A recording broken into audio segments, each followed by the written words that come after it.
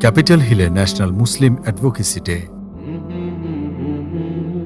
Washington ডিসির capital হিলে US council of Muslim organization USCMO এর উদ্যোগে গত 20 ও 21 এপ্রিল অনুষ্ঠিত হয় 11তম ন্যাশনাল মুসলিম অ্যাডভোকেসি ডে 2026।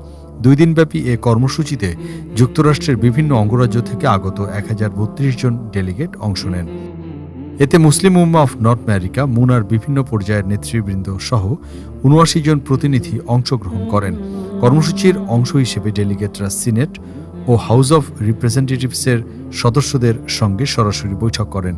বৈঠকে মুসলিম কমিউনিটির স্বার্থ সংশ্লিষ্ট 3টি গুরুত্বপূর্ণ বিষয় তুলে ধরা হয়।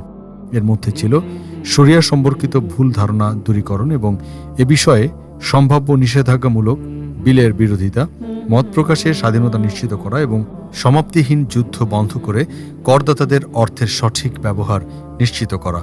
এছাড়া ইমিগ্রেশন এনফোর্সমেন্ট ICE এর মাধ্যমে নিরপরাধ মানুষকে হয়রানি বন্ধ এবং রোহিঙ্গাদের নিরাপদে নিজ দেশে প্রত্যাবর্তনের জন্য কার্যকর পদক্ষেপ গ্রহণের আহ্বান জানানো হয়।